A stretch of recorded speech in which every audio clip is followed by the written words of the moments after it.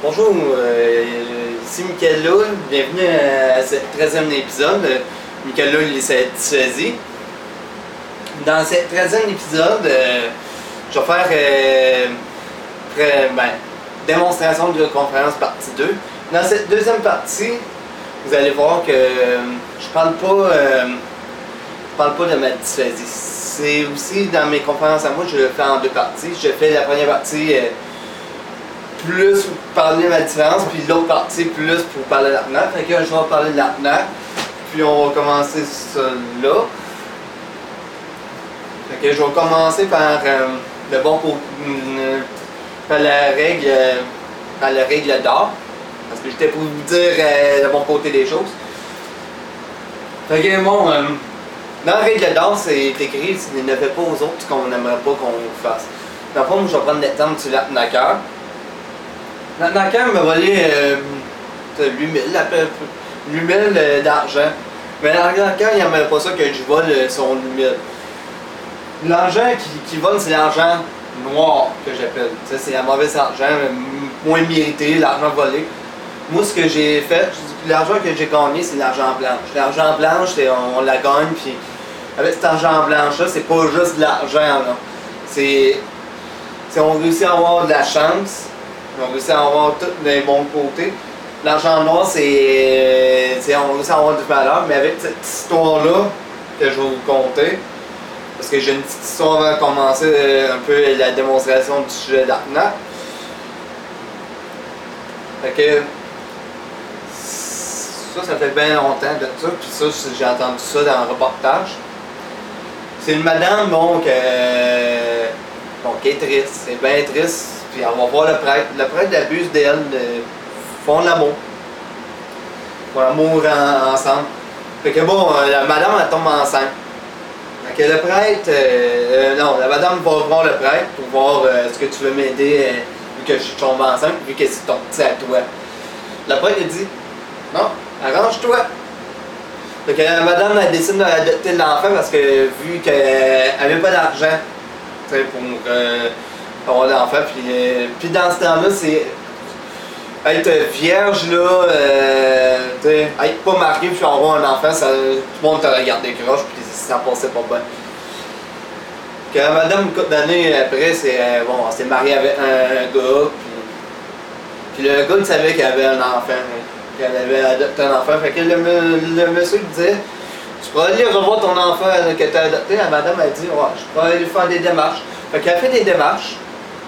Elle dit elle retrouve l'enfant, son enfant elle. Mais ça va dire le prêtre, ça va dire au prêtre est-ce que tu vas venir à la première rencontre de ton enfant. Le prêtre il dit arrange-toi.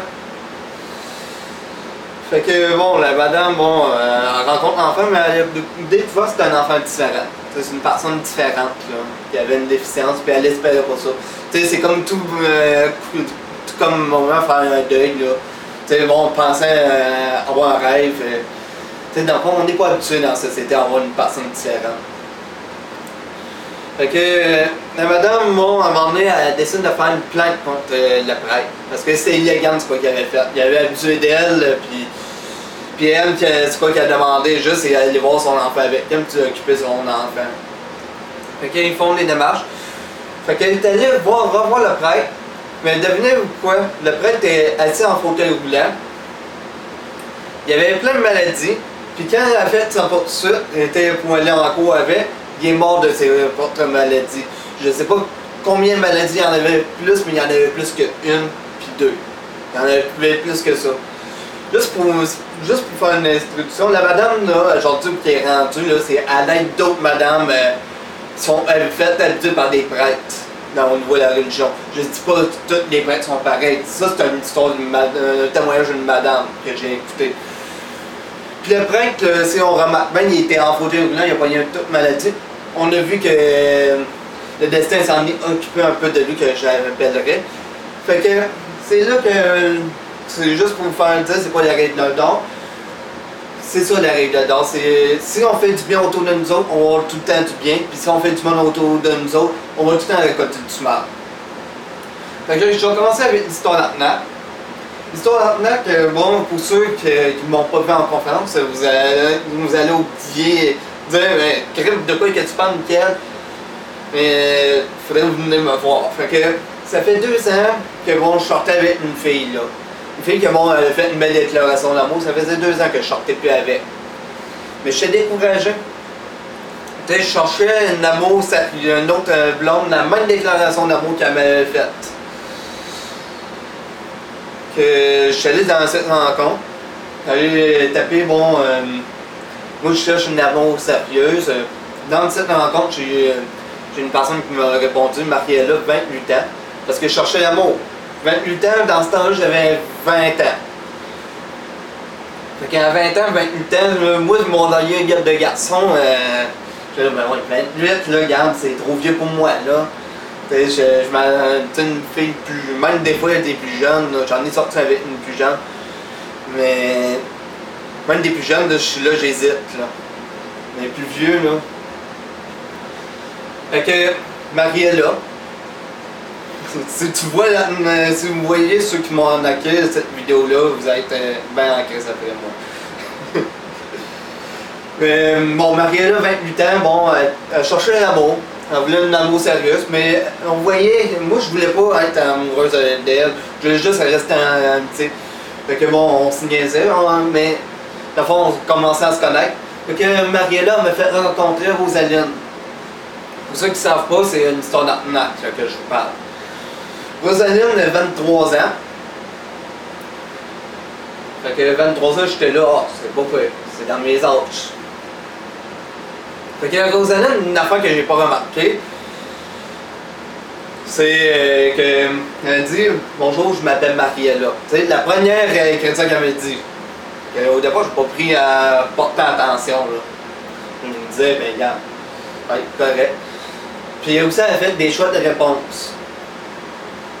Fait que des choix de réponse, ça veut dire je suis un sage, douce, je suis honnête, gentil, je respecte les gars.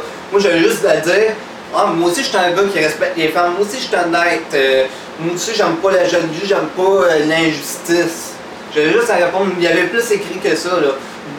Pour ceux qui ont le livre, là, puis en plus, avec ce livre, vous allez voir les conversations. C'est ceux qui ont la première version du livre, vous avez les conversations originales. Ben, c'est les conversations originales avec les vrais noms. Ceux qui ont l'autre volume, vous avez aussi les conversations originales, vous allez le voir. Fait qu'à un moment donné, Rosaline m'envoie un message qu'elle avait besoin de 300$. Non, 500. 500$ pour un billet d'avion. C'est 500$. J'hésitais gros. J'hésitais gros parce qu'au départ, je pensais habiter à Toronto. Puis elle m'a dit, mais j'habite à Toronto. Mais elle m'a convaincu qu'elle était à Côte d'Ivoire. Fait que déjà là, c'est comme genre si j'étais. J'avais pas réfléchi à mon affaire. Là. Parce qu'au départ, je cherchais un moyen pour qu'elle prenne l'autobus. Mais elle était à Côte d'Ivoire pour qu'elle prenne cet avion-là. Mais j'hésitais gros. Dans le cœur,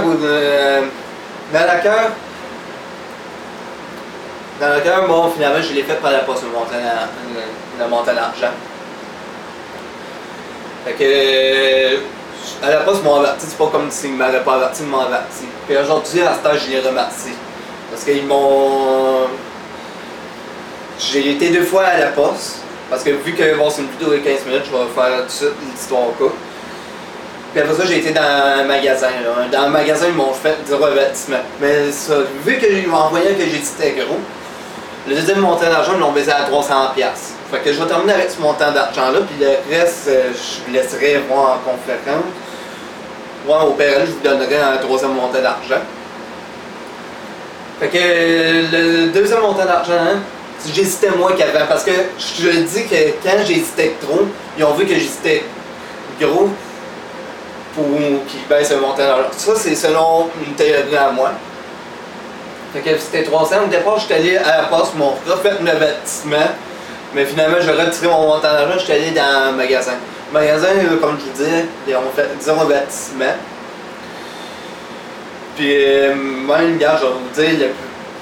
Non, je vais pas vous dire. Le plus peu montant d'argent, c'est une histoire de prison. Enfin, une histoire courte.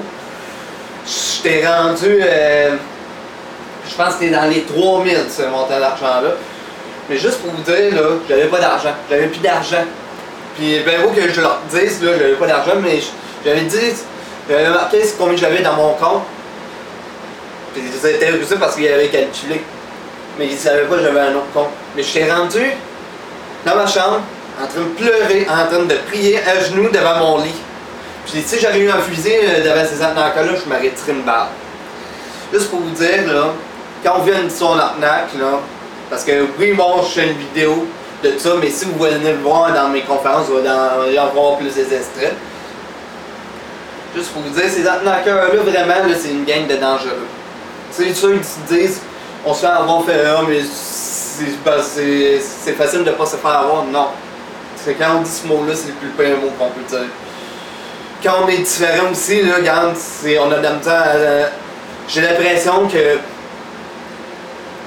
nous autres, on apprend devant la société, mais la société, elle veut pas apprendre de nous. On n'est pas des monstres, on est des personnes normales. C'est juste qu'on apprend différemment. Une arnaque, là, les personnes qui ont vécu là-dedans, c'est pas des monstres, ça. Ils ont vécu une expérience. C'est pas à cause qu'ils sont aveugles, c'est à cause qu'ils sont généreux d'avoir donné des dons. Parce que si ça serait vraiment le cas, c'est à cause qu'ils auraient pu avoir sauvé une personne. Mais malheureusement, il y a des personnes qui abusent encore de notre argent. C'est sûr, je vais faire une autre vidéo qui va parler plus d'histoire d'arnaque. Il me paraît que je vais faire une troisième partie, je verrai ça. Mais ça serait bien que je fasse juste une vidéo de ça. Mais moi, je vous dis, là, vu que j'ai la misère avec avec mon ordinateur, fait que cette vidéo-là est commanditée par Forum Jeunesse, qui me donne des sous pour faire des conférences gratuites.